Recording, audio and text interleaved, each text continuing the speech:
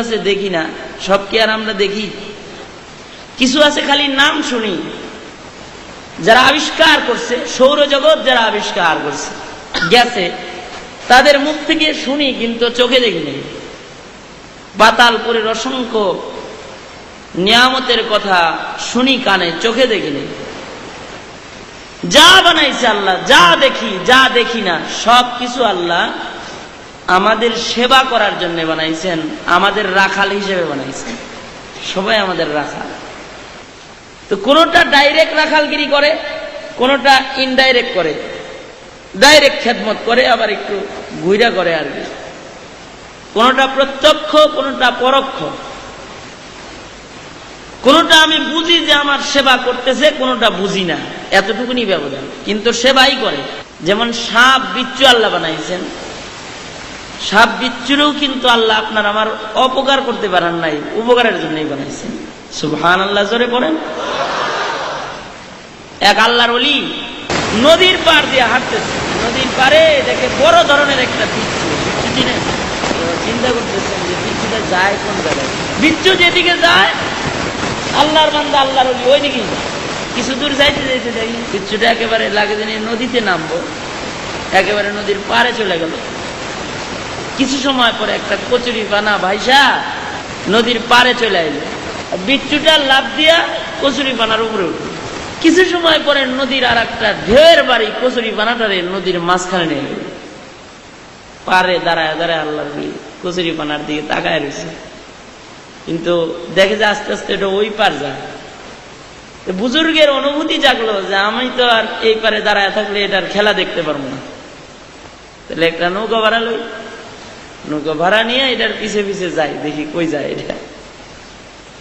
নৌকায় চড়ে আল্লাহর ওলি কচুরি পানার পিছে পিছে যায়, আর কচুরি পানার দিকে তাকায় তাকায় আল্লাহর ওলি চোখের পানি ফেলে ফেলে কাঁদতেছেন। কচুরি পানারই নিয়ে কেন চিন্তা করেন? ওনার ইমান তাজা হইতেছে এটা দেখে চিন্তা করে।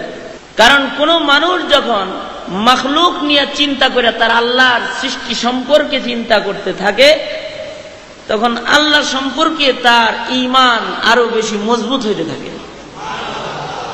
আল্লাহ এইভাবে বানাইছেন, চিন্তা করলে আল্লাহর বিশ্বাস দৃঢ় হয়। আর যখন কোনো মানুষ আল্লাহরে নিয়েই চিন্তা করা শুরু করে, তখন ও নাস্তিক হয়। যেমন ইউনিভার্সিটির বড় বড় ডক্টরেট ডিগ্রিধারী কিছু ব্যাককল গুলা আছে, এগুলা আল্লাহরে নিয়ে চিন্তা করতে করতে নাস্তিক হয়ে গেছে। ওরা যদি ওদের এই মেধাগুলা আল্লাহর ব্যাপারে কাজে না লাগাইয়া খালেকের সৃষ্টির ব্যাপারে কাজে লাগাইতো, সৃষ্টিকে নিয়ে ভাবতো, তাইলে আল্লাহরে আরো বেশি করে তারা চিনত। সুবহানাল্লাহ। এজন্য আল্লাহ বলছেন যে আমারে নিয়ে চিন্তা করার দরকার নাই, আমার আকাশটা নিয়ে চিন্তা করো, আমার জমিনটা নিয়ে চিন্তা করো। মরুভূমি আমি উঠ ছেড়ে দিয়েছি, ওর পানি লাগে না মাসের পর মাস, ওরে নিয়ে একটু চিন্তা করো।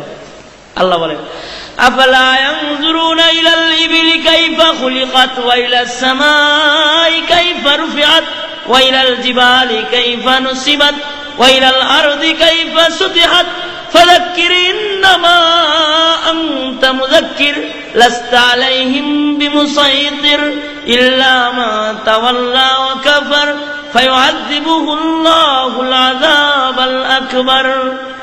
আল্লাহ বলেন যে আমার উটটা নিয়ে দেখো, ভাবো, আকাশ নিয়ে ভাবো, পাহাড় নিয়ে ভাবো, জমিন নিয়ে ভাবো, আমারে বেশি বেশি চিনবা তাইলে। সুবহানাল্লাহ জোরে বলেন, আস্তে নয়, আর জোরে বলেন সুবহানাল্লাহ। আল্লাহরে নিয়ে চিন্তা করলে ঈমান নষ্ট হয়। এজন্য এই আল্লাহর ওলি কচুরি পানার উপরে নজর দিয়া নৌকায় বৈশা বৈশা কচুরি পানা দেখে দেখে কাঁদতেছে। কেন কান্দে? চিন্তা করে একটা। আল্লাহর ওলি চিন্তা করেন, আরে আমি নৌকা দিয়ে নদী পার হওয়ার জন্য নৌকার মধ্যে চললাম, এই বিচ্ছুটা যদি আমার নৌকায় উঠতো তাহলে আমি তারে বাড়ি দিয়ে মারতাম, তাকে আমি নদী পার হইতে দিতাম না। আল্লাহ এই বিচ্ছুকে নদী পার করার জন্য আমার নৌকায় উঠানোর দরকার নাই, নদীর কচুরি পানাটাকেও আল্লাহ অযথা বানান নাই। আমি বান্দা নদী পার হতে পারি এজন্য আমার জন্য নৌকা বানাইছেন, আর কচুরি পানাকে আল্লাহ বিচ্ছুর নৌকা হিসেবে বানাইছেন, অযথা বানায় নাই। সুবহান। চিন্তা কর, এটা একটা কাম দিল তো, আকামে বানায় নাই আল্লাহ। কচুরি পানাটা যেতে যেতে নদীর ওই পার গেছে, বিচ্ছুটা লাভ দিয়ে কচুরি পানার ভিতর থেকে নেমে গেছে, নাইমা মরুভূমির উপরে আস্তে আস্তে আগাইতেছে। বহুদূর যাবার পরে একটা গাছ দেখা যায়, যে গাছের ছায়ার নিচে এক আল্লাহর বান্দা ঘুমাইতেছে, নেককার বান্দা, মাথায় টুপি, গায়ে লম্বা জামা, টুপি পাগড়িটা খুইলা পাশে রাখছে, মুখে দাঁড়িয়ে আছে, রাখাল। আর এই রাখালের ছাগলগুলা মরুভূমির উপরে ঘাস খাইতেছে। বিচ্ছুটা যাইতে যাইতে রাখালের মাথার দিকে যাইতেছে। বুজুর্গ চিন্তা করলেন, আল্লাহ আমারও নদী পার করে আনছে এই বিচ্ছুরে মারবার লেগে, কারণ ও তো এখন কামড় দিব, তাইলে আমি একটা পাথর হাতে নিয়ে এটা মারি। পাথর একটা হাতে নিয়ে বিচ্ছুটারে মারবেন, তাকাইছেন, তাকাই দেখে বিচ্ছু মারবো কখন, এর আগেই দেখে যে সাপ একটা, এই রাখালরে কামড় দেওয়ার জন্য বিষধর সাপ একটা রেডি হয়ে আছে আগে থেকে। দেখতে দেখতেই দেখলেন যে বিচ্ছুটা আর দেরি করলো না, লাফ দিয়ে সাপের ঘাড়ে উঠে সাপের ঘাড়ে একটা কামড় বিচ্ছুতে বসায় দিল। হায়াতুল হাইওয়ান কিতাবের মধ্যে লেখা হয়, বিচ্ছুর বিষ সাপের গায়ে লাগার সাথে সাথে সাপ প্যারালাইসিসের রোগী হয়ে যায়। আরো আস্তে করে করেন সুবহানাল্লাহ, আর একটু আস্তে করেন, গুনাহ হইতে পারে, জোরে করেন সুবহানাল্লাহ। বিচ্ছুর বিষ সাপের গায়ে লাগার সাথে সাথে সাপ প্যারালাইসিসের রোগী হয়ে যায়। বাবাজিরা আমার, চিন্তা করেন, ওই বিচ্ছুটাকেও আল্লাহ আমার খেদমতের জন্য, আপনার খেদমতের জন্য বানাইছেন। কচুরি পানাটাকেও আপনার আমার খেদমতের জন্য পরোক্ষভাবে বানাইছেন। কচুরি পানা দিয়া বিচ্ছুর নৌকা বানায়া বিচ্ছুরে কচুরি পানা দিয়া পার কইরা নদীর এই পার আনলেন। বিচ্ছুর কামড় দিয়া রাখাল আল্লাহর গোলাম, গোলামের পাশে সাপ দাঁড়ায় আছে গোলাম রে কামড় দেওয়ার জন্য। বিচ্ছুর বিষ দিয়া আল্লাহ এই সাপ রে প্যারালাইসিসের রোগী বানায়া আল্লাহ তার মখলুক, তার বান্দা মানুষের খেদমত বিচ্ছুর দ্বারায় নিলেন। সুবহানাল্লাহ। তাম পৃথিবী আপনার আমার গোলামি করে, সেবা করে, কোনটা ডাইরেক্ট করে, কোনটা ইনডাইরেক্ট করে। সাপ উন্নত চিকিৎসা বিজ্ঞান আবিষ্কার করছে, সাপের বিষ দিয়া কেমোথেরাপি, ক্যান্সারের যে ঔষধ, এটার জন্য সাপের বিষ কার্যকরী হয়। সাপের বিষ দিয়ে এই মেডিসিন আবিষ্কার করা হয়।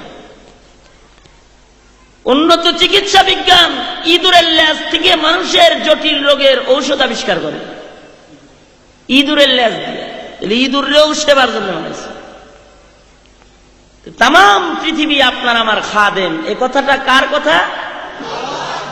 আল্লাহর কথা, আবার নবীরও কথা। নবী হাদিসে বলেন, আদ-দুনিয়া খুলিকাত লাকুম ওয়া আনতুম খুলিকতুম লিল আখিরাহ। নবী বলেন, তাম পৃথিবীর সবকিছু আল্লাহ তোমাদের সেবা করার জন্য বানাইছে, আর তোমাদেরকে আল্লাহ আল্লাহর জান্নাত ভোগ করার জন্য বানাইছে। সুবহানাল্লাহ। পৃথিবীতে যত মাখলুক আছে, কোন মাখলুকরে কিন্তু আল্লাহ জান্নাত দিব না, মানুষ ছাড়া আর কাউরে দিবে না। এখন সবাই যদি আল্লাহর গোলাম হয়ে যায়, তাতে আল্লাহর শর্ট পড়বো না জান্নাত দিতে। আদম নবীর থেকে শুরু করে কিয়ামত পর্যন্ত যত মানুষ আসছে আর আসবে, সবাই যদি আল্লাহর গোলাম হয়ে যায়, তাতেও কি শর্ট পড়বো জান্নাতে? যেদিন আলমে আরওয়াহে রূহ হাজির করে আল্লাহ সবার সাথে কথা বলছিলেন, ওই দিনই প্রত্যেকটা রূহের নামে আল্লাহ একটা করে জান্নাতও বানাইছে। সুবহানাল্লাহ। সবাই জান্নাতি হয়ে গেল, আল্লাহর কোনো অসুবিধা নেই। এখন কারা জান্নাতে যাবে? জান্নাতে যাবে তামাম দুনিয়া আমার গোলামি করে। আল্লাহ বলেন, ও মানুষ, উপরে আকাশটা তোমার গোলামির জন্য বানাইলাম, বারিশ বৃষ্টি বর্ষণ করলো। নিচের জমিনকে তোমার গোলাম বানাইলাম, এক দানা বপন করলা, 1000 দানা উঠলো। তোমার বাড়ির কোনায় কাঁঠাল গাছ তোমার গোলাম, বছরে বছরে তোমার কাঁঠাল দিল। আম গাছটাও তোমার গোলাম, বছরে বছরে তোমায় আম দিল। তোমার লতা পাতা গুলা, এগুলো গোলাম, তোমার গরুতে খাইলো, গরু তোমারে দুধ দিল। তামাম পৃথিবীকে তোমার গোলাম বানাইছি বান্দা। এখন তুমি যদি আমার গোলাম হইতে পারো তাইলে তোমার কল্যাণ, যদি তুমি আমার গোলামি করতে পারো তাহলে আমি আল্লাহ তোমাকে আমার সবচেয়ে সেরা জায়গা জান্নাতটা চিরদিনের জন্য মালিক বানায় তোমারে দিয়ে দিব। আর যদি গোলাম না হইতে পারো, মৌতের পরে 2টা রাস্তা, জান্নাত জাহান্নাম। আমার গোলাম হইলে জান্নাত দিব, আমার গোলাম না হইলে জাহান্নামে আবার জ্বালাম পুরাম। আমরা সবাই কোথায় যাইতে চাই? আরো জোরে বলেন, কই যাইতে চান? সবাই জান্নাতে যাইতে চান। সবাই কারা কারা চান? দুনো হাত তুলেন, এইভাবে তোলেন, এমনে এমনে। নারায়ে তাকবীর, আরো জোরে নারায়ে তাকবীর। কোরআন সুন্নাহর আলো, নারায়ে তাকবীর। জান্নাত দিবেন কি কাজ করলে? গোলামি করলে। কি করলে? গোলামি করলে। একটা আয়াত পড়ছি, এই আয়াত থেকে ধারাবাহিক কিছু কথা আপনাদের সামনে রাখার চেষ্টা করব, যদি আল্লাহ তৌফিক দান করেন। গোলামি করলে আল্লাহ আমাদের জান্নাত দিবেন। গোলামি এবার কাকে বলে এটা আগে শুনুন। বাবা, নামাজ পড়ার নাম কিন্তু গোলামি নয়। শুধুই মাত্র রমজানুল মুবারকে রোজা রাখার নাম কিন্তু আসল গোলামি নয়। হজ্জে বাইতুল্লাহ করার নাম আসল গোলামি নয়। যাকাত প্রদানের নাম আসল গোলামি নয়। আসল গোলামি কিসের নাম? আসল গোলামি হইল আমাকে হায়াত নামক মহা দৌলত আল্লাহ দিয়া তামাম দুনিয়ারে আমার গোলাম বানায় হায়াত দিয়া জমিনে ছাড়ছেন। আমার এই হায়াতি জিন্দেগিতে আমি যদি আল্লাহর আদেশগুলা মানতে পারি, আল্লাহর নিষেধ মানতে পারি, এটা হলো আসল গোলামি। যখন আল্লাহ নামাজ পড়তে বলছেন, নামাজ পড়ার নাম গোলামি। আবার কখনো কখনো আল্লাহ নামাজ পড়তে মানা করছেন, নামাজ না পড়াই গোলামি। রমজানুল মুবারকে দিনের বেলায় না খায়া সিয়াম সাধনা করতে আল্লাহ আদেশ করছেন, দিনের বেলায় না খাওয়ার নাম গোলামি। শাওয়ালের চাঁদ উঠছে, এবার দিনের বেলায় না খায়া থাকা হারাম। ঈদের দিনে খাবার খায় আনন্দ ফুর্তি করাই আল্লাহর আদেশ। রোজা না রাখা খাবার খাওয়ার নামই আল্লাহর গোলামি। সুবহান। আদেশ মানা, নিষেধ মানা। যা আদেশ করলেন এটা মানব, যা নিষেধ করলেন তার থেকে বিরত থাকবো, এটার নাম গোলামি। মা যদি তার সন্তানকে কোনো আদেশ দেয়, মায়ের আদেশ যদি সন্তান মানে, তাহলে মা সন্তান তারপরে খুশি হয়ে যায়। বাবা যদি তার সন্তানকে কোনো আদেশ দেয়, বাবার আদেশ যদি সন্তান মানে, তাহলে বাবা সন্তান তারপরে খুশি হয়ে যায়। বড় ভাই যদি তার ছোট ভাইয়ের কোনো আদেশ দেয়, বড় ভাইয়ের আদেশ যদি ছোট ভাই মানে, ছোট ভাইটার পরে বড় ভাই খুশি হয়ে যায়। উস্তাদ যদি, শিক্ষক যদি তার ছাত্ররে কোনো আদেশ দেয়, শিক্ষকের আদেশ যদি ছাত্র মানে, ও ছাত্রটার পরে তার শিক্ষক খুশি হয়ে যায়। আল্লাহ বলেন, বান্দা আমি তোমারে কিছু আদেশ করছি, কিছু নিষেধ করছি।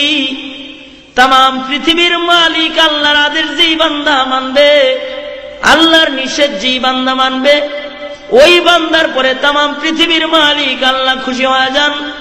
আল্লাহ যার পরে খুশি হয়ে যান তার জন্য জাহান্নামের আগুন চিরদিনের জন্য হারাম। এমনই আল্লাহর তিনটা আদেশ আর তিনটা নিষেধ মাখা একটা আয়াতে কারিমা আপনাদের সামনে তেলাওয়াত করছি, যার মধ্যে আল্লাহর তিনটি আদেশের কথা আছে, আল্লাহর তিনটা নিষেধের কথা আছে। আয়াতটা বড় বরকতি একটা আয়াত পড়ছি। কোরআন শরীফের মধ্যে যতগুলো আয়াত আছে 6666 আয়াত। এই 6666 আয়াতের মধ্যে সবচেয়ে দামি আয়াতটা পড়ছে, যেই আয়াতটার দাম সবচেয়ে বেশি এবং যেই আয়াতের তিলাওয়াত শুইনা বহু মানুষ মুসলমান হয়েছে, সেটা পড়ছি আপনাদের সামনে। যে আয়াত সম্পর্কে বলা হয় যে আপনার আমার নবীর কাছে যদি এই একটা আয়াতই নাজিল হইতো, আর কোন আয়াত যদি নাও আসতো, আর নবী যদি এই এক আয়াত নিয়েই উম্মতের কাছে মেহনত করতেন, তাহলে মুহাম্মদী মিশন জমিনে প্রতিষ্ঠিত হওয়ার জন্য এই একটা আয়াতই যথেষ্ট ছিল। তাফসীরে মাজারিতে আল্লামা সানাউল্লাহ পানিপথী রহমতুল্লাহ আলাইহি কথা বলছেন। সুবহানাল্লাহ বলেন, আর জোরে পড়েন সুবহান। দামি আয়াত, খুব দামি একটা আয়াত পড়ছি না। 114টা সূরা আছে, প্রত্যেকটা সূরারই নাম আছে। নাম ছাড়া কোন সূরা কোরআন শরীফে নাই। আমরা কিন্তু নাম ছাড়া কোনো মানুষ এখানে নাই, আছি একজন। নাম ছাড়া কোন সূরাও আল্লাহর কোরআনে নাই। বাকারাতুন শব্দের অর্থ কি? গাভী। সূরাতুল বাকারা মানে গাভীর সূরা, এই তো হইল অর্থ, তাই না? এই সূরার ভিতরে গাভীর একটা ঘটনা আছে, এই গাভীর বর্ণনা সূরায় আছে, এজন্য সূরার নাম সূরাতুল গাভী, সূরাতুল বাকারা। তারপরের সূরা সূরা আলে ইমরান। আলে ইমরান মানে ইমরানের বংশ। ইমরান আলাইহিস সালাতু ওয়াস সালাম যে পয়গম্বর ছিলেন, ওই পয়গম্বরের বংশের বর্ণনা এই সূরার ভিতরে আছে, এই জন্য এই সূরার নাম সূরা আলে ইমরান। তাহলে বেমিল হইছে? ইউসুফ আর জুলাইখা বিবির কিসসা সূরায় আছে, সূরার নাম সূরা ইউসুফ। হযরতে মারিয়াম আলাইহিস সালাতু ওয়াস সালামের কাহিনী সূরার ভিতরে আছে, সূরার নাম সূরা মারিয়াম।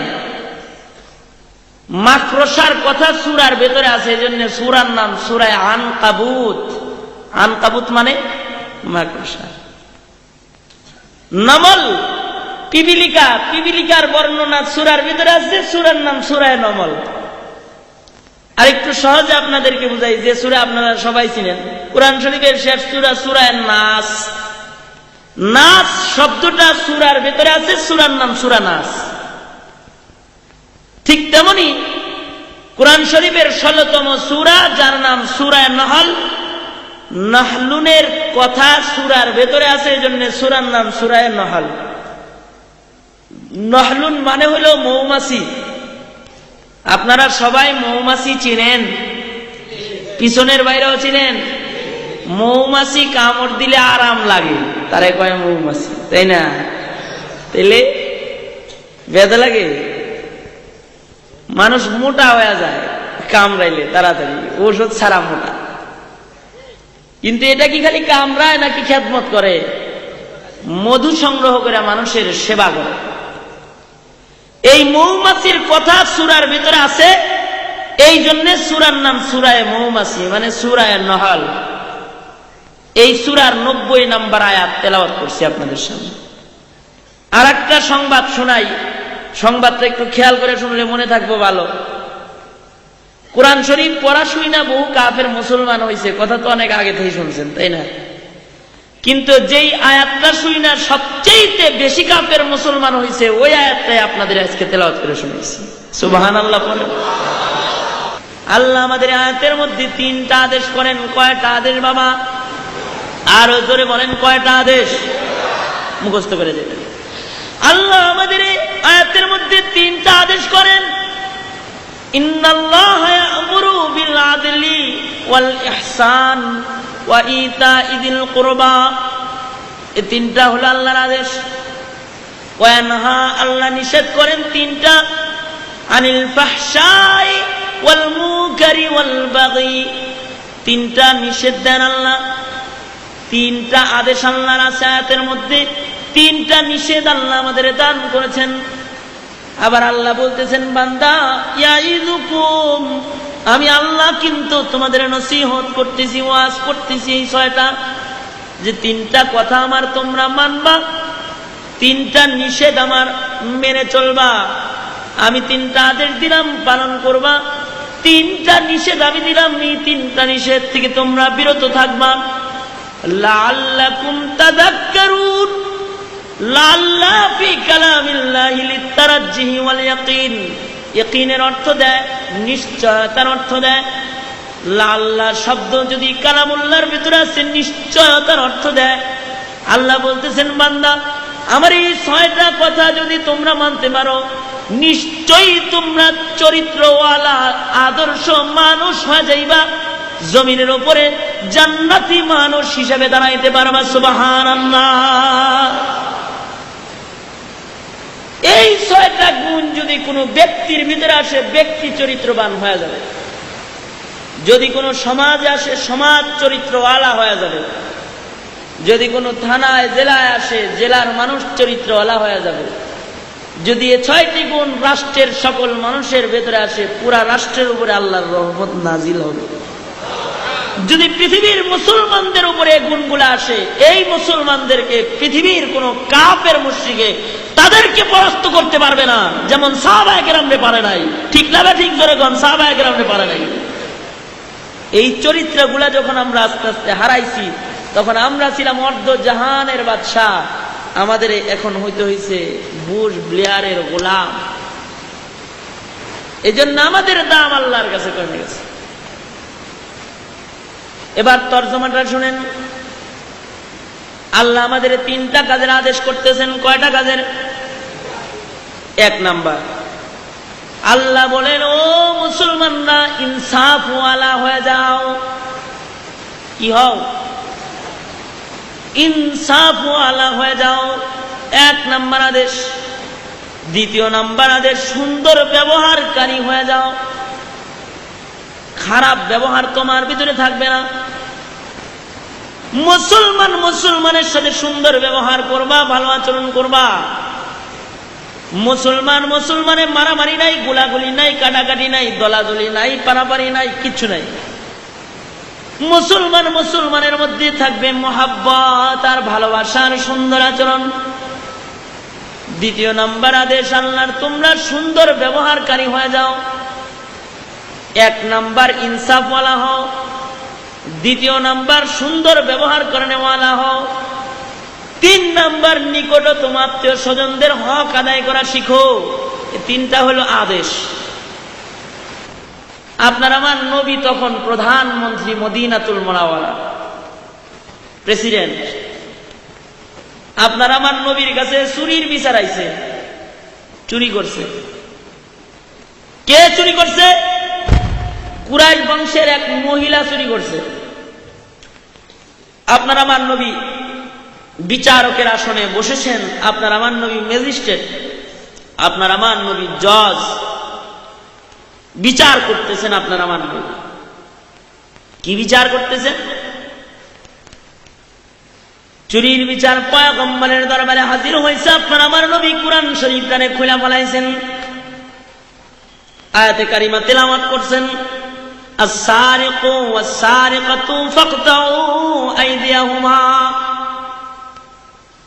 চোর পুরুষ হোক আর মহিলা হোক, যদি চুরি করে তাহলে তার হাত কেটে দাও। কার আইন? আরো জোরে চিল্লায় কোন কার আইন? আরো জোরে বলেন কার আইন? এক হাত কাটছে, যদি আবার চুরি করে তাইলে এক পাও কেটে দেয়। আবারও যদি চুরি করে তাহলে আর এক হাত যেটা আছে এটাও কাটে। আবারও যদি চুরি করে আর একটা পাও আছে এটাও কাটে। তারপরেও যদি চুরি করে তাহলে লুহা এমনি দাঁড় করে শুলে চড়ায় দেয়। কার বিধান?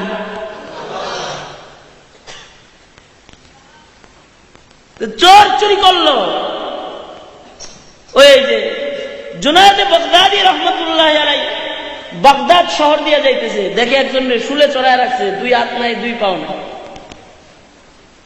বলতেছে এটার কি হয়েছে রে? কয় হুজুর চুরি করছে। ওই কেমনে করলো? কয় হুজুর প্রথম করছে 1 হাত কাটছে, আবার করছে 1 পা কাটছে, আবারও করছে 1 হাত কাটছে, আবারও করছে 1 পা কাটছে। হুজুর তারপরে দাঁত দিয়ে কামড় দিয়ে যখন চুরি করছে তখন ওরে শুলে দিছে। চোরের বিচার হাত কাটে দাও চুরি ধরা পড়লে। আপনার আমার নবী কোরআন খুলছেন হাত কাটবেন। সাহাবায়ে কেরাম দেখলো কুরাইশ বংশের মহিলা চুরি করছে, তার যদি হাত কাটা হয়, কুরাইশ বংশটা নবীর বংশ না, নবী বংশের মহিলার হাত কাটা গেলে পরে তো নবী বংশের বেয়াজ্জতি না।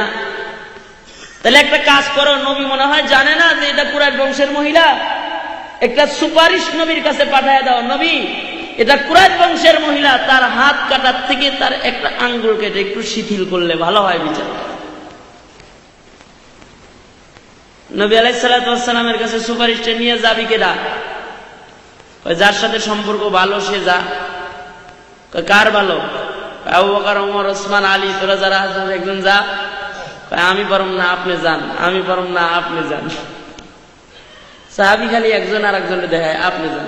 তো একজন আসলে একটু বুদ্ধিমান, ও কয় যে আরে আমরা তো বুঝি, বুঝমান হয়ে সুপারিশ করলে তো সমস্যা। যে কিছু বুঝে না তারে ধরে পাঠায় দেয়, তাতে কোনো অসুবিধা নেই। বুঝে না কে? একটা মাসুম বাচ্চা টাচ্চা ধরে পাঠায় দাও, যারা নবী মহব্বত করে। বাচ্চা তো আর বুঝে না, আমরা যা বলে দেবো খবরটা খালি যায় টপ করে বলে আসবে। কারে দিবা? বলে উসামারে পাঠায় দাও। নবীজির পালক ছেলে হযরতে যায়েদ ইবনে হারেসা, তার ঘরে একটা নবীর নাতি হইছে, নাম রাখছেন নবী উসামা। এই উসামারে পাঠায় দাও। উসামারে নবী খুব মহব্বত করে, নবীর নাতি তো, নাতি যে দাদার কানে কানে বলে এলে কোনো অসুবিধা নেই। পালক ছেলে, কিন্তু পালক ছেলে কেমনে হইছে? খাদিজাতুল কুবরার চাচাতো ভাই 4টা গোলাম বাজার থেকে কিনছেন।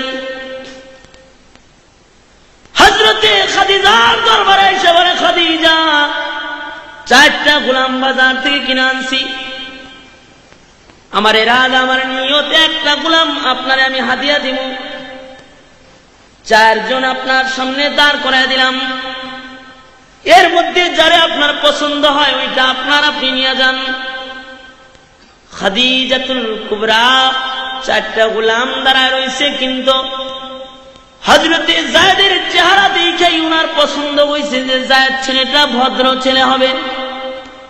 চেহারা দেখলে ভদ্র অভদ্র চেনা যায় না?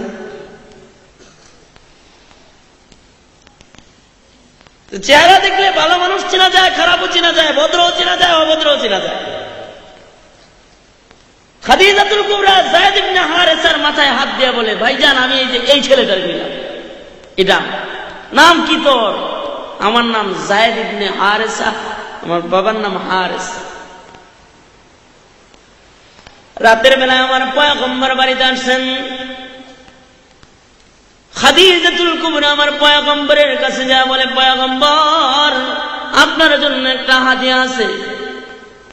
পয়গম্বর আমার কাছে একটা গোলাম হাদিয়া ছিল, গোলাম দিয়ে আমি কি করব? ও পয়গম্বর, একটা গোলাম আমার কাছে হাদিয়া আসছে। পয়গম্বর আমি আমার গোলামটা আপনারে হাদিয়া দিয়ে দিলাম, এই যে নেন যায়েদ রে আপনারে হাদিয়া দিয়ে দিলাম। এখন থেকে সফরে আর আপনি একা চলবেন না, যায়েদ আপনার সাথে থাকবে, এই যায়েদ আপনার খেদমত করবে। সুবহানাল্লাহ। এই ছেলেটারে পয়গম্বর খুব বেশি মহব্বত করেন। তাইফের মাটিতে যেদিন দাওয়াত দিতে গেছিলেন ওদিন ওই যায়েদের সাথে নিয়ে গেছিলেন। আপনার আমার নবীর কষ্টের সফর হলো মোট 2টা। কয়টা?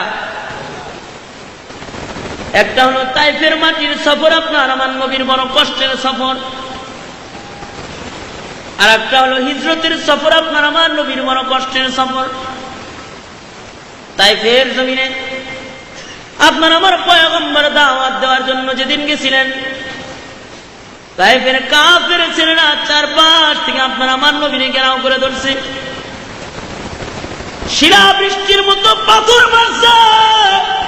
হযরতে যায়েদ বলেন, আমার নবীর গায়ের নরম চামড়া ছিদ্র হয়ে হয়ে পাথরগুলা নবীর গায়ের মধ্যে পয়সা পয়সা গেছে। হযরতে যায়েদ নিজের আঙ্গুল দিয়ে যেখান থেকে পাথরের কণাটা সরায় দেয়, ওখান থেকে রক্তের স্রোত নবীর গায়ের থেকে বের হয়। একবার দুইবার না, তিনবার আপনার আমার পয়গম্বর বেহুশ হয়ে জমিনে পড়ছেন। ছেলেরা আবার পাগল বলে দাঁড় করে আবার চারপাশ থেকে পাথর মারছেন। হযরত যায়েদ বলছেন, ও তাইফের ছেলেরা, আমার নবীর আর পাথর মাইরো না, আর আঘাত করো না।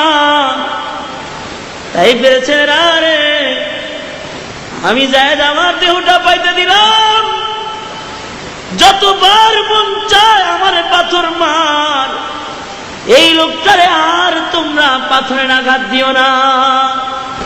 এই হলো কষ্টের সফরের সাথী হযরতে যায়েদ। নবীর প্রেমের সাগরে ডুব দিয়ে পয়গম্বরের ছেলে হয়েছেন। যায়েদের ঘরে একটা ছেলে হয়েছে, নাম উসামা। নবী উসামারেও যায়েদের চেয়ে বেশি মহব্বত করেন, বুকে লন নবী উসামারে। গোলামের ছেলে, রাখালের ছেলে, কিন্তু পয়গম্বর তারে বুকে নিয়ে ঘুমায়।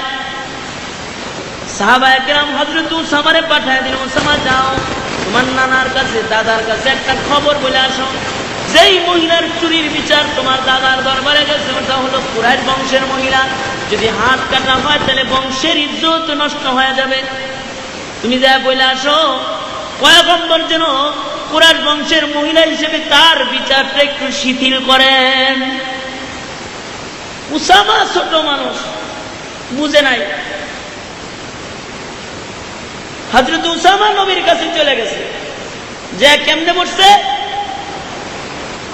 আপনার আমার নবীর পেটের উপরে যায় বসছে, দুই পা দুই দিক দিয়ে আছে, পেটের উপরে বসছে। যে নবী হেলান দিয়ে বসা, এইখানে যায় বসছে। নাতির এরকম করে না দলের।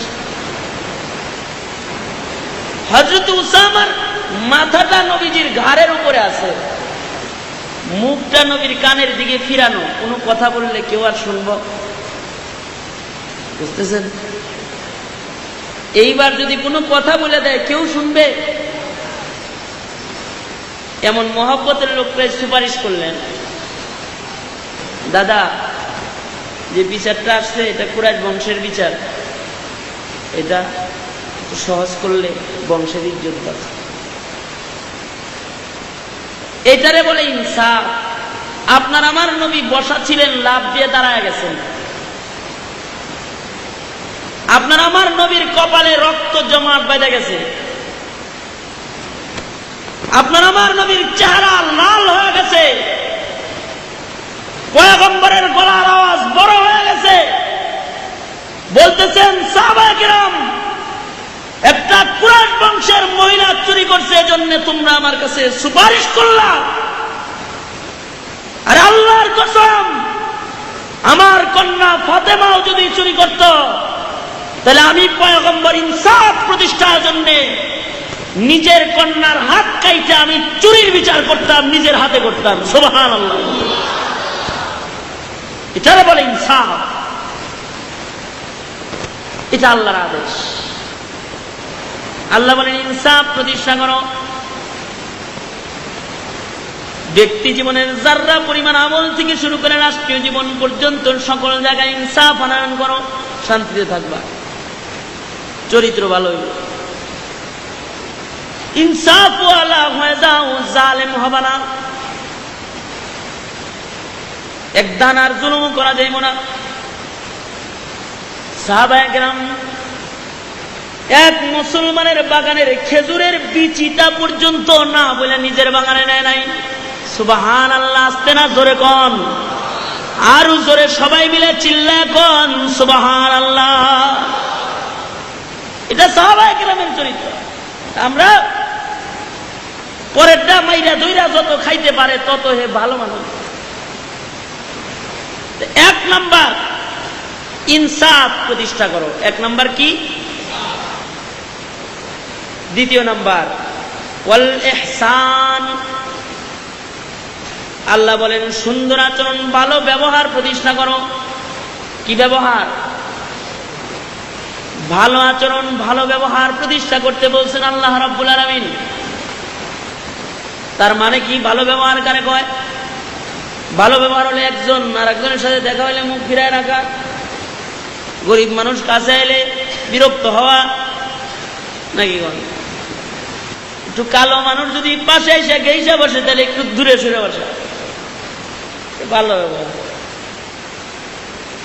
অথবা কারো অকল্যাণ চাওয়া, খারাপ ব্যবহার। একজন আর একজনের সালাম দেওয়া হইলো ভালো ব্যবহার। একজন আর একজনের খবর নেওয়া, ভাই আপনি কেমন আছেন, আপনার গরিব তাই গিয়েছি, আপনার শরীরটা ভালো ভাই, পাশাপাশি বাড়ি, আপনি জমিদার সাহেব আর সে রিক্সাওয়ালা, তাই কিনছে। দেখা হইলে হাইসা কথা বলে জিজ্ঞাসা করা, ভাইজান কেমন আছেন, ভালো ব্যবহার। দেখা হইলে সালাম দেওয়া, আসসালামু আলাইকুম। একেবারে এমপি সাহেব এমপিগিরিতে পাস করছে, দেখে কেউ এখন আর সালাম দিব না, আগে তো সবাই দেয় সালাম দিচ্ছে। এটা কিন্তু ইনসাফ, সুন্দর ব্যবহার। সুন্দর ব্যবহার হইলো ধনী হাইটা যাবে গরিবরে সালাম দিতে দিতে যাইব, নেতা হাইটা যাইব সাধারণ মানুষরে সালাম দিতে দিতে যাইব, প্রজা হাইটা আসবে নেতাদের সালাম দিবে, শ্বশুর জামাইরে দিব, জামাই শ্বশুররে দিব, দুটোটাই জন্য, দুটোটাই ভালো ব্যবহার। ভিক্ষুকরাও সালাম দেওয়া লাগবো, জিজ্ঞেস করা লাগবো, ভাই আপনি কেমন আছেন। আমরা এটা পারি না, আমরা পারি উল্টাটা, সালাম তো নাই, উপকারও তো করি না আমরা। সাহাবায়ে কেরাম উপকার করছেন একজন আর একজনের, নিজে না খায় আর একজনকে খাওয়াইছেন সাহাবায়ে কেরাম। আর আমরা যদি দেখি যে কেউ ভালো চলে, তাহলে আমাদের শরীরে জ্বালাপালা ধরে, খেপা ধরি আমরা, আমাদের সাথে ভালো আচরণ নেই। পাশাপাশি বাড়ি, পাশাপাশি দুইজনের বাড়ি, কিন্তু বছরের পর বছর কথা বলে না এমন মুসলমান আমাদের দেশে আসে। একই চার স্টলে বসে চা খায়, একজন ঢুকলে আরেকজন বাইরে আসে না, ভালো ব্যবহার হইল। এমনকি যে বাইরে যায় চিন্তা করে ও মরে যাইতে পারে না, তাও আমি একটু শান্তি পেতাম, এরকম চিন্তা করি। কি ইচ্ছা আছে। এক বেটা দেও রে স্বপ্নে দেখছে, দেও আইসা কইছে কিছু নিবি, নিব না মানে, দিলে তো নিবই, দিলে সারা গেরা। তবে শর্ত আছে, শর্ত হলো তোরে যদি একটা দিই, পাশের বাড়িওয়ালারে দুইটা দিব, ওই যে আব্দুর রহিম যার হাতে তোর কাইজা নিবি, ওরে দেখতেই আমি পারি না, ওরে দুইটা দিব, আমার একটা দিব, আমার লাগবো না, এরকম যাও গে। সকালবেলায় বিবিরে বলছে, বিবি পায়া ধন হারাইছে, ওকে ওই দিতে চাইছিল, কিন্তু যে আমাকে যার হাতে কাই যায়, আমাকে একটা দিলে ওরে দুইটা দিবার চাই, এই জন্য নেই। বিবি আবার চালা, এটা তুমি কি করলে, ওর নয় দুইটা আশা এলো, তাও তো আমাকে একটাই তো অন্তত চাইতে, যার লেগে করি চুরি, হেই কয় চোর, ভাবলাম তুমি বেজার হইবে, আর হের বাড়ি দুইটা এলে তুমি আবার রাখবা। আমার পূর্বে রুহুল আমিন ভাই কইছে না, বিবির কথা না শুনলে তো বেজার, বিবির কথা তো সবাই শুনে, কে না শুনে। বর্তমানে তো কিয়ামতের সবচেয়ে বড় আলামত হইল পুরুষরা মহিলাদের কথায় চলে, এটা সবচেয়ে বড় আলামত। কারণ আমাদের প্রধানমন্ত্রী, বিরোধী দলীয় নেতৃত্ব থেকে শুরু করে আমাদের ঘর পর্যন্ত সবই হেরায়। ঠিক আছে, ওই যে এক রাজায় কইছে উজির রে, উজির আমার রাজ্যের লোকেরা কার কথায় চলে রে, আমার কথা শোনেনি, আমি যে এদের জন্য এত কিছু করি। উজির আসলে একটু পাজি টাইপের, ও কয় আপনার কথায় কচুটাও চলে না, সব যার যার বিবির কথায় চলে। এখন অন্য জগৎ, এখন আগের জমানা নাই, সবার বাড়িতে বাড়িতে রাজা আর নেতা আছে, আপনারে মানার দরকার থাকে।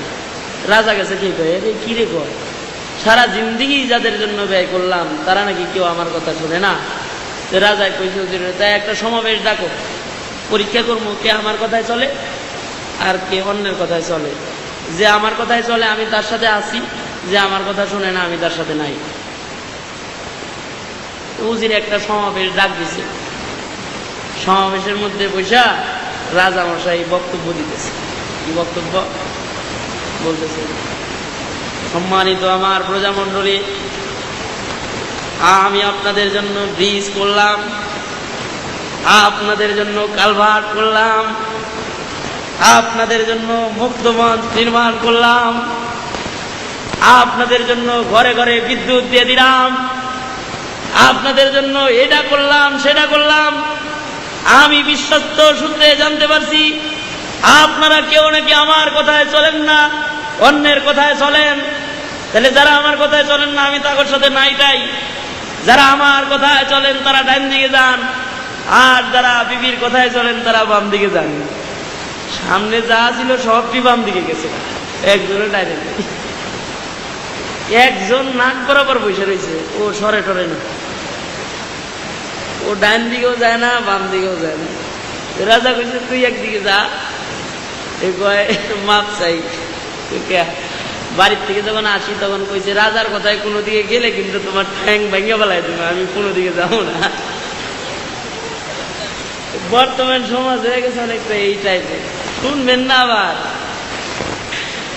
বিবি বলতেছে ধর তুমি এটা একটা কাম করলা, হেরে নয় দুইটা দিছিল দিক না, তোমার তো একটা দিত তুমি নিতে। তা তো জানি না, তুমি খুশি হইলে নিমু, অসুবিধা কি? তবে আমার ভাল লাগে না, অত দুশ্মন, ওরে দেখলি আমার রাগ দেবে। তাতে কি, তোমার একটা আইব চাইও। তারপরের দিন আবার দেখছে নিবি আজকা, নিমু। আমার একটা ছাগল দাও। তাহলে কিন্তু ওই যে যার সাথে ঝগড়া ওরে দুইটা দিবে। ঠিক আছে দাও, দিছে। যা চায় এর একটা দেয়, ওরে দুইটা দেয়। অনেক দিন পরে আবার এসে জিজ্ঞেস করছে তুমি আজকে কিছু নিবা? যাই নিলাম, তাই তো হেরে দুইটা দিলাম। তাইলে তুমি একটা কাম করো, আজকে তোমার কাছে কিছু আমি নিব না, আজকে তুমি মেহরবানি করে আমার একটা জিনিস লয়ে যাও।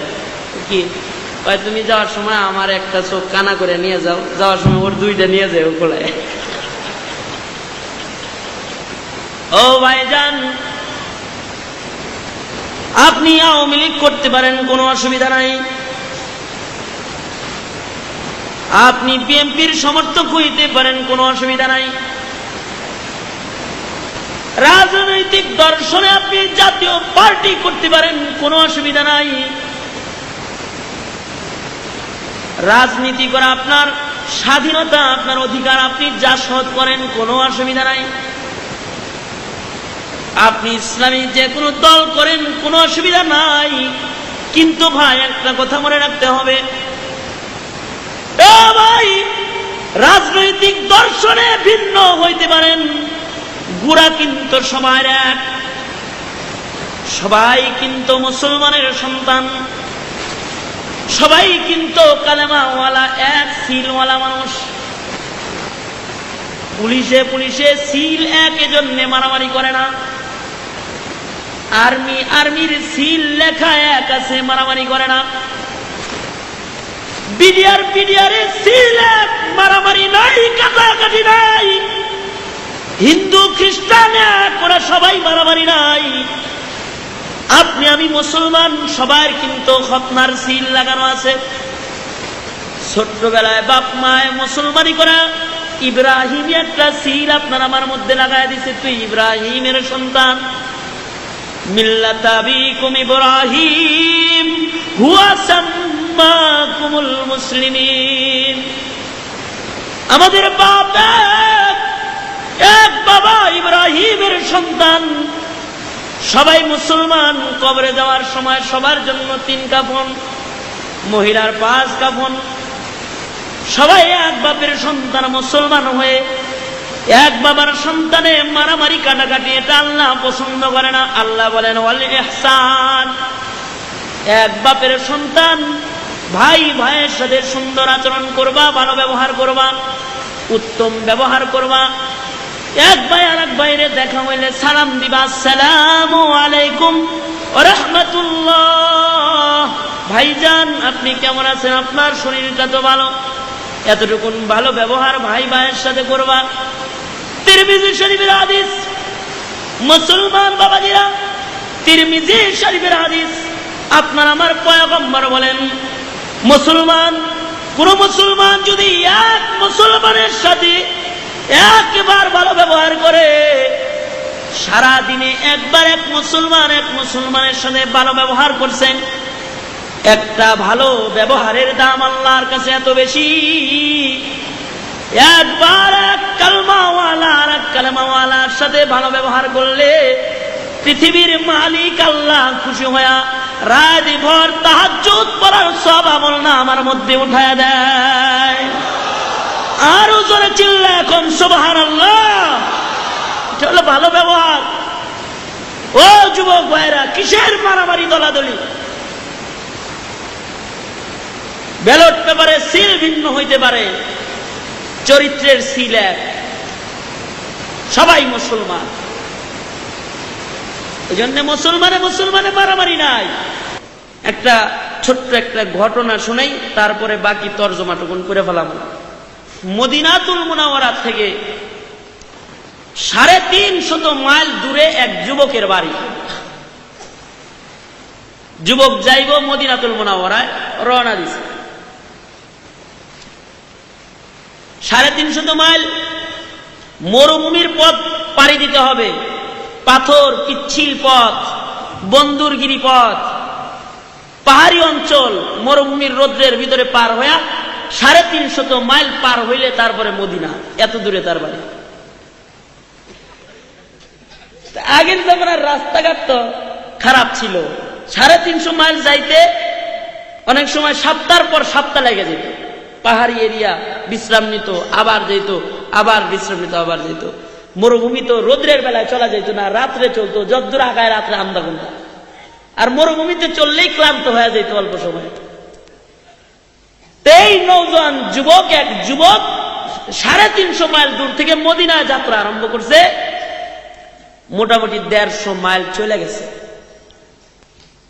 অর্ধেক রাস্তার বেশি অতিক্রম করছে। প্রায় দিনের বেলায় খুব ক্লান্ত হয়ে গেছে দিনে সফর করে।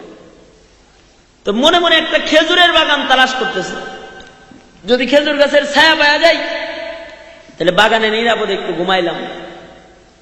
সামনে যাই দেখে একটা খেজুরের বাগান, ভিতরে ঢুইকা নিজের উটটা খেজুর গাছের গোড়ায় বান্ধা নিজে ছায়ার মধ্যে ঘুমাইছে। ক্লান্ত মানুষ, শুইতে দেরি হয়েছে, ঘুমাইতে আর দেরি হয়নি।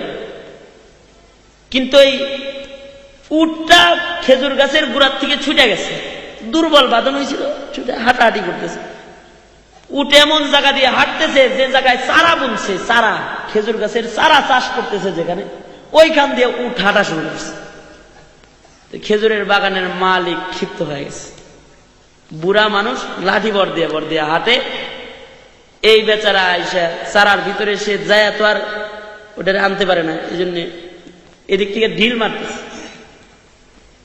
ঢিলটা এত জোরে একটা ঢিল মারছে, একটা চুক্কা পাথর মারছে যে মাথার হাড়ের ভিতরে লেগে হাড় ফাইটা ছিদ্র হয়ে গেছে।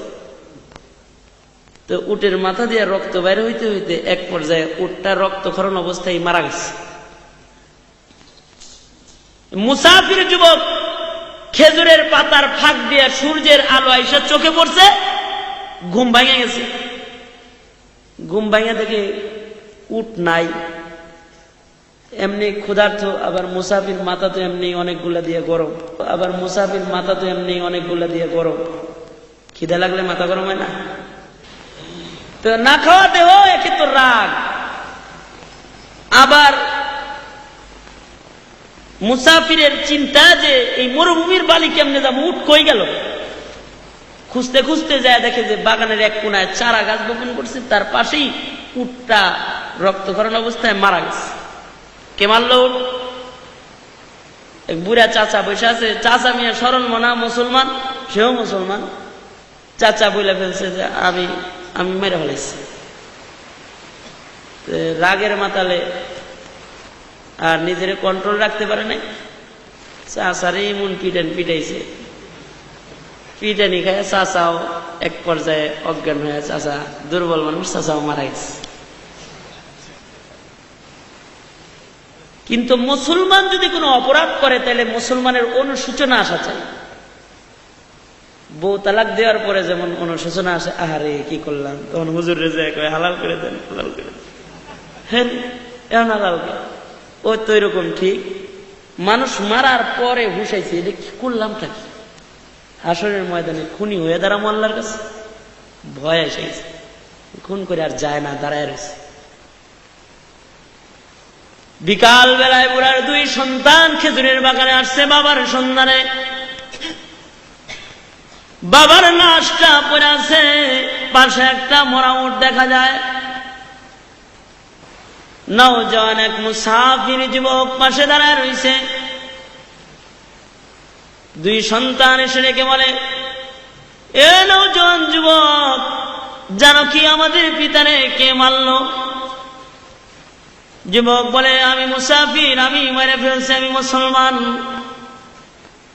তুমি মারছো, আবার দাঁড়ায় রয়েছো, পালাও নাই তুমি? বলেন না, মাথা গরম রাগের অবস্থায় মারা ফেলছি, আমি তো আসামি হয়ে গেছি। ভাইজান, তোমরাও তো মনে হয় মুসলমান, আমি তোমাদের হাতে ধরা দিয়ে দিলাম, আমি তোমাদের বাবার খুনি আমি। সুতরাং ভাই, শরীয়ত আদালতে চলে যাই, আমি খুনি, আমার খুনের বিচার হয়ে যাক। দুনিয়ায় অপরাধের শাস্তিটা দুনিয়ায় পাওয়া যায়।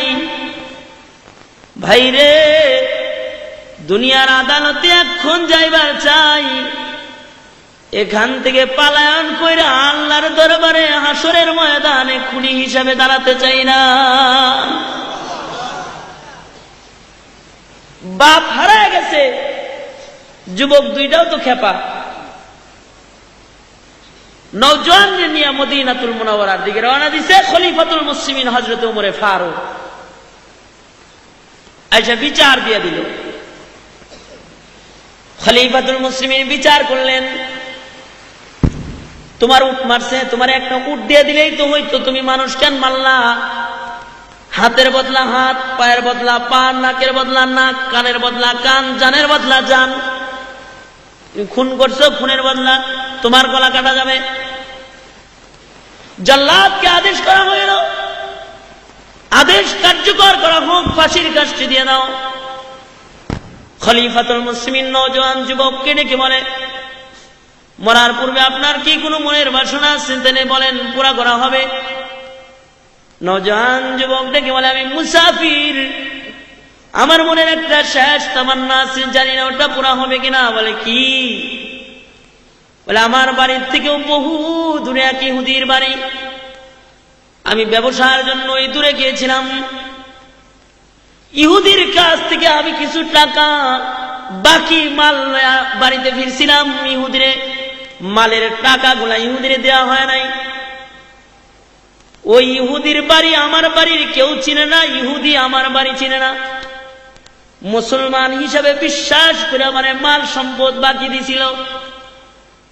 ও খলিফাতুল মুসলিমিন, আমি যদি এই ঋণ পরিশোধ না করি তাইলে ইহুদি সারা জীবন মুসলমানদেরকে খেয়ানতদার বলে গালি দিবে। আমি আমার ভয় পাইতেছি না, আমি মুসলমান জাতির ভবিষ্যতের ভয় পাই। আমি মুসলমান হয়ে যদি ঋণ পরিশোধ না করি তাইলে ইহুদি সারা জনম মুসলমানদেরকে পরের হক নষ্ট করে খায়, এই কথা বলে বলে গালি দিবে। এজন্যে আমারে যদি একটু সুযোগ দিতেন, ঋণ পরিশোধ করে আসার কয়েকদিনের ছুটি দিতেন, তাহলে আমি যে একটু ঋণটা পরিশোধ করে আসতাম, তারপরে বিচার হইলে শান্তিতে বইরে যেতে পারতাম। খলিফাতুল মুসলিমিন বলেন, 2-4 জন মানুষ তোমার সাথে পাঠানো সম্ভব না, কারণ 2-4 জন তোমার বাড়িতে গেলে তোমার আত্মীয় স্বজন যে তাদেরকে ফেরত পাঠাইবো এটাও তো গ্যারান্টি নেই। তুমি এক খুনি, আর 10 জনে মিলে আমার 3 লোকরে মেরে ফেলাই দিলে, হলো আর 3 খুন জোড়া হইল। আর তোমার সাথে যে এই মুহূর্তে 20-25 জনের কাফেলা পাঠিয়ে দিব এটাও সম্ভব নয়, কারণ সাহাবায়ে কেরাম এখন যুদ্ধের ময়দানে দলে দলে মুসলমানরা জায়গায় জায়গায় আছে। সুতরাং একটা প্রসেস আছে, তুমি যদি এটা করতে পারো তাহলে তোমার ছুটি পাওয়া যাইতে পারে। সেটা হলো তুমি তোমার পক্ষ থেকে তোমার একজন আত্মীয়রে আমাদের কাছে আমানত রাখো, তুমি যদি না আসো আর ওই দুই যুবক যদি বিচার দাবি করে, তাহলে তোমার জায়গায় তোমার আত্মীয়রে জবাই দিবে, তুমি যা বিচার করবা, ঋণ পরিশোধ করবা। আর যদি তুমি নির্ধারিত সময় চলে আসো, তাহলে তোমার আত্মীয়রে ছেড়ে দিলাম, তোমার বিচার করে তোমারে ছেড়ে দিলাম। কথাটা যুক্তিসঙ্গত? নওজোয়ান যুবক ডেকে বলে, খলিফাতুল মুসলিমিন, আমি একজন অপরিচিত যুবক মদিনার, এই মদিনায় আমার কোনো ভাই নাই, এই মদিনায় আমার মা বাবা আত্মীয় স্বজন কেউ নাই। ও খলিফাতুল মুসলিমিন, আমার বাপ যদি মদিনায় থাকতেন তাহলে আমার বাবা আমার জিম্মাদার হইতেন, আমার মা যদি মদিনায় থাকতেন তাহলে আমার মা আমার জিম্মাদার হইতেন। মদিনায় যদি আমার একটা জোরের ভাই থাকতো, জোরের ভাই চাইতো না আমি ভাই ঋণ রাইখা কবরে যায়, আমার ভাই আমার জিম্মাদার হইতো। আমার কোন আত্মীয় স্বজন মদিনায় নাই, সুতরাং আমার কোন জিম্মাদারও আমি পাবো না তালাশ করে, তাহলে আমার মৃত্যুদণ্ড কার্যকর করে ফেলান। খলিফাতুল মুসলিমিন আদেশ করলেন, কার্যকর করো। ঠিক এমন সময় পয়গম্বরের একজন সাহাবী দুইটা হাত তুলে ডেকে বলে, থামুন ও খলিফাতুল মুসলিমিন, আমি আমার এই ভাইয়ের জিম্মাদার হয়ে গেলাম, আমার ভাইকে ছুটি দিয়ে দেন ঋণ পরিশোধ করার জন্য। যিনি হাত তুলেছেন তার নাম হযরত আবু যার গিফারি রাদিয়াল্লাহু তাআলা আনহু। সাধারণ সাহাবী নয়, যিনি পয়গম্বরের খাদেম ছিলেন। হযরতে আবু যার গিফারি, হযরতে আবু যার গিফারি খাদেমে খায়রুল বশর, खिदमतों में जिंदगी भर ना बनाया अपना घर। নবীর খেদমত করতে করতে নিজের জন্য একটা ঘর বানানোর টাইম পায় না এমন একজন সাহাবী দুইটা হাত তুলে ডেকে বলতেছে, ও খলিফাতুল মুসলিমিন, এই যুবকের একজন ভাই যদি মদিনায় থাকতো তাহলে ভাই ভাইয়ের জিম্মাদার হয়ে যেত। খলিফাতুল মুসলিমিন পয়গম্বরের মুখে নিজ কানে শুনছি, আল মুসলিমু আখুল মুসলিম, মুসলমান মুসলমানের ভাই, রক্তের বন্ধনের দরকার নাই, কোরআন শরীফের বন্ধন আছে আমাদের মধ্যে। সুবহানাল্লাহ জোরে কোন, আর জোরে চিল্লায় কোন সুবহানাল্লাহ। আমি আমার ভাইয়ের জিম্মাদার, আমার ভাইয়ের ঋণ পরিশোধের জন্য ছুটি দিয়ে দেন, আমি জিম্মাদার হয়ে রয়ে গেলাম। খলিফাতুল মুসলিমিন নতুন করে বিচার সিদ্ধান্ত লেখলেন, আবার নতুন করে, যাও যুবক, তোমার 1 মাসের ছুটি দিলাম। আরবি মাসের প্রথম শুক্রবারে জুমার নামাজের আজানের পূর্বে তুমি মদিনায় প্রবেশ করবা। যদি তুমি মদিনায় জুমার নামাজের পরেও না আসো, তাহলে তোমার জায়গায় তোমার জিম্মাদার ভাই আবু যার গিফারির মৃত্যুদণ্ড প্রদান করা হবে।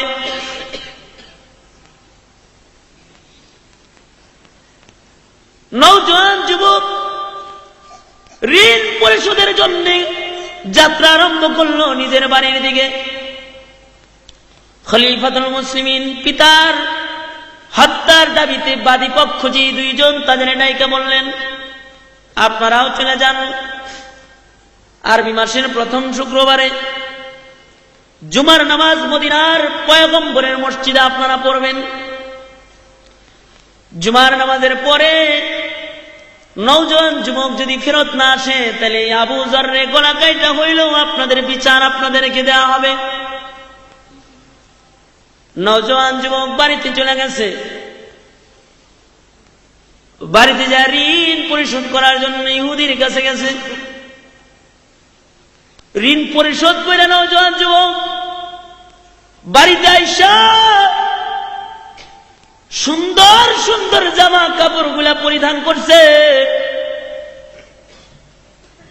দ্রুতগামী একটা ঘোড়ারে সুন্দর করে সাজাইছে,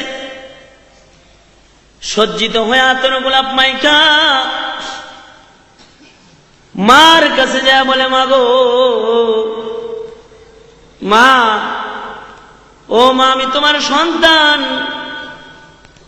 মারে, তুমি তো চাও না তুমি হাসরের ময়দানে খুনি সন্তানের মা হয়ে দাঁড়াও। মা গো, জীবন ভর তুমি আমার সেবা করছো মা, আমি তোমার কোনো সেবা যত্ন করতে পারি নাই। মা, বাড়ির থেকে যখনই বের হইছি তখনই আমি তোমার কাছ থেকে বিদায় নিয়ে বের হইছি, আবার আইছি।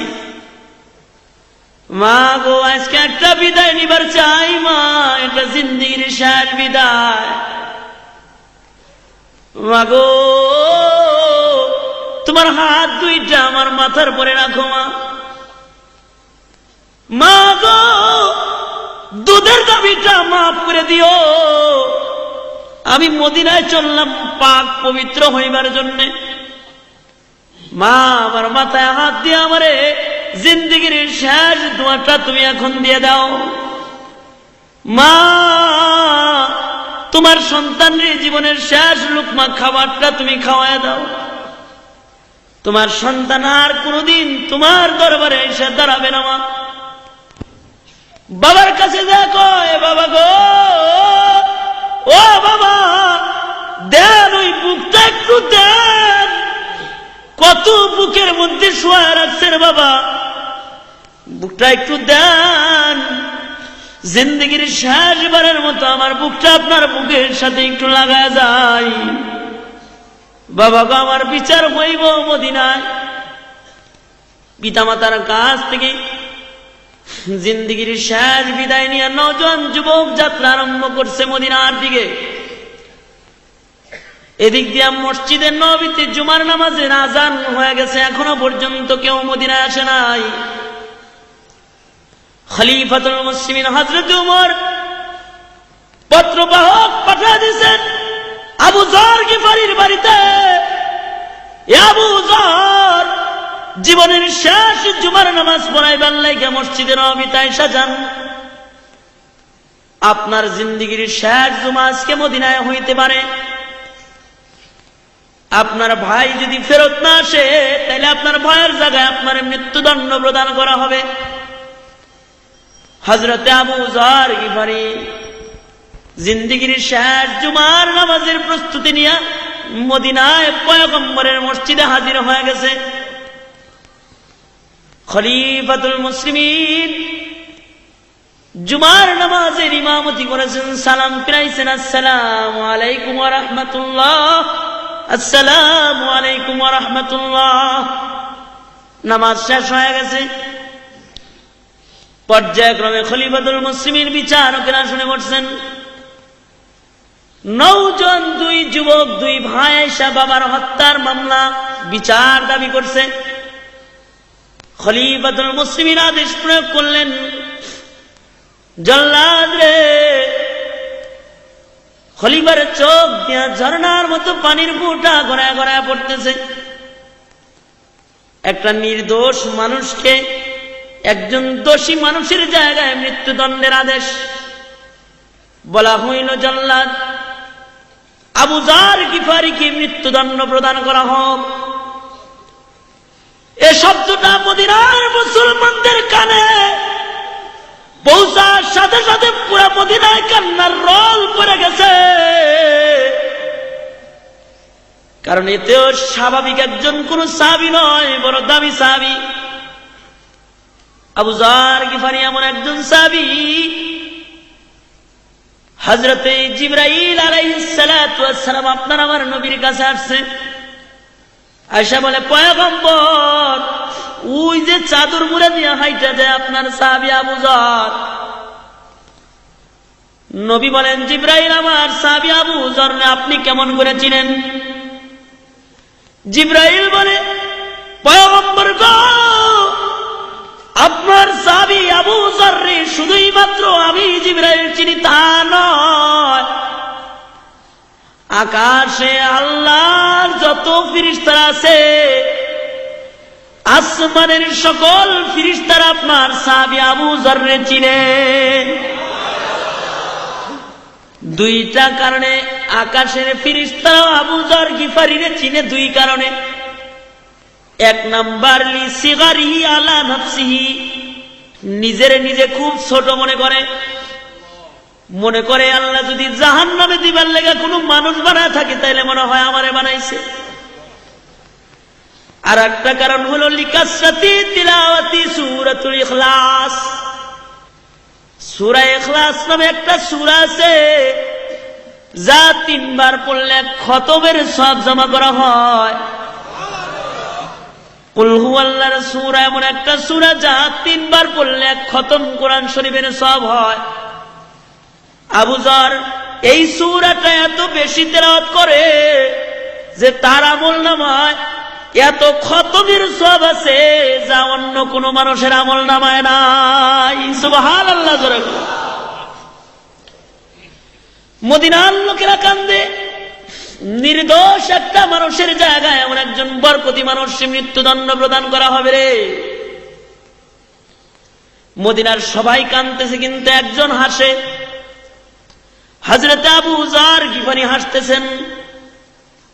লোকেরা বলে, আবু যর তুমি হাসো, কেন হাসো?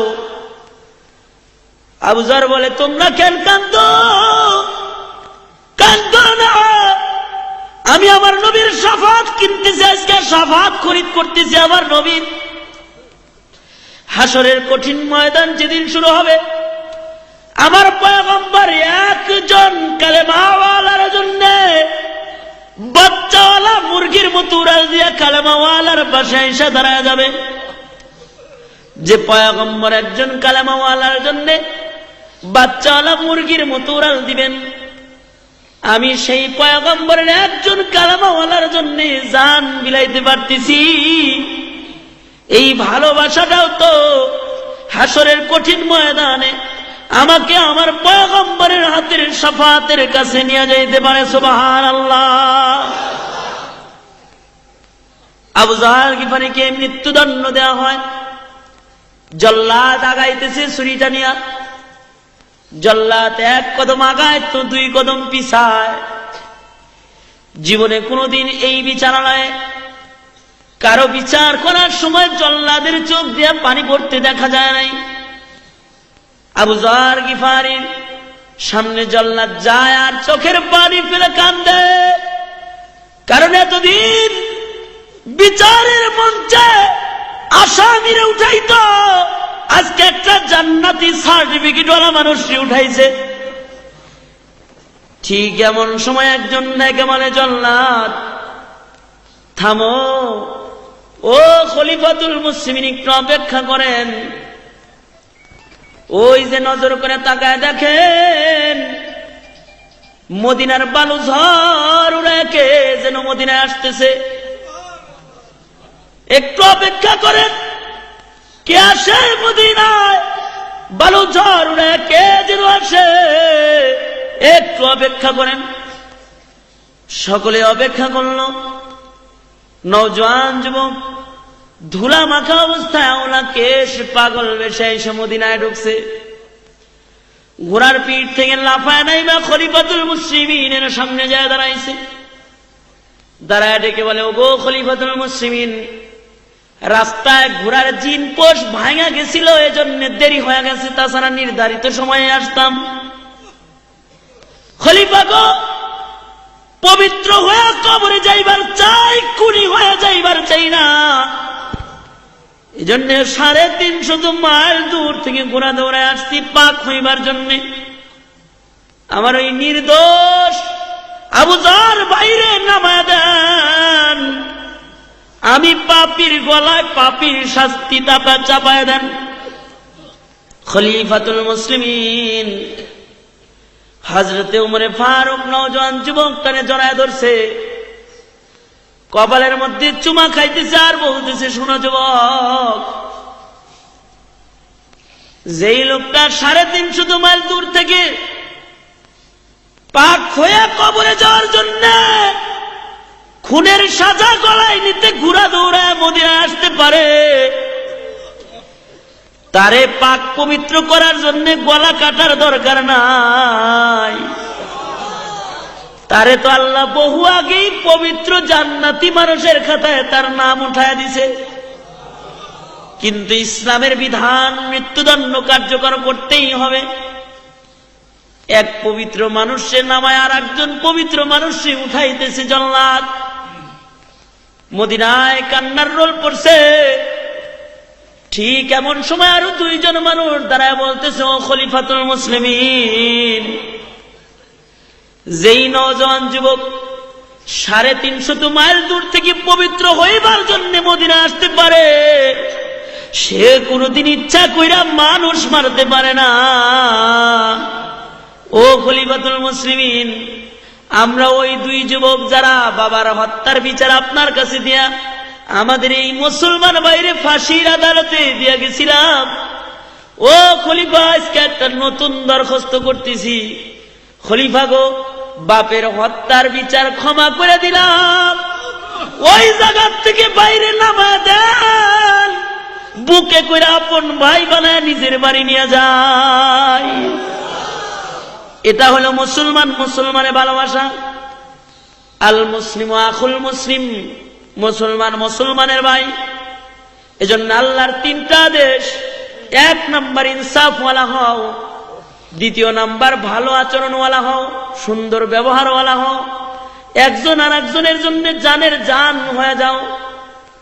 যদি মোহাব্বত আমাদের মধ্যে থাকতো, সারা পৃথিবীর মুসলমানরা যদি একজন আর একজনকে ভালোবাসতাম, আল্লাহর কসম করে বলতে পারি, ওই লাল চামড়ার কুকুররা আপনার আমার পয়গম্বরের ব্যঙ্গচিত্র আইকে আপনাকে বেইজ্জতি করতে পারতো না।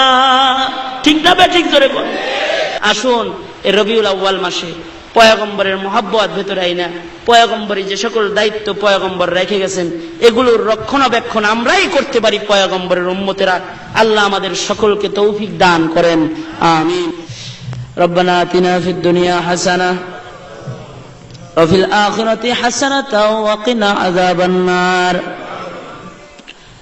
রব্বিরহামহুমা কামা রাব্বায়ানি সগীরা রব্বিরহামহুমা কামা রাব্বায়ানি সগীরা। রহমান রহিম নামে নিয়েছি গো আল্লাহ, তোমায় মানিয়া কেমন করে আমাদের তুমি জাহান্নামে ফেলিবা। ইয়া আল্লাহ, আজকের মহতি ওয়াজ ও দোয়া মাহফিলে বসে মধ্যরাত্রি গড়ায় গেছে আল্লাহ, গভীর রজনী পর্যন্ত কোরআন সুন্নাহর আলোচনা তোমার বান্দাদের সামনে তুলে ধরেছি। উলামায়ে কেরাম আলোচনা করেছেন। গভীর রাত্রিতে তোমার দরবারে কাঙ্গাল ভিক্ষুকের মতো 2টা হাত তোমার দরবারে বাড়ায় ধরছি। ইয়া আল্লাহ, আজকের আয়োজন তুমি মেহেরবানি করে কবুল মঞ্জুর করে নাও।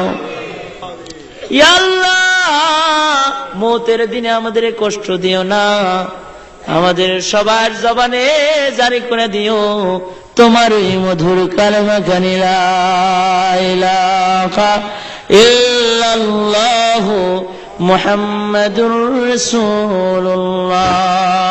আলহামদুলিল্লাহ রাব্বিল আলামিন।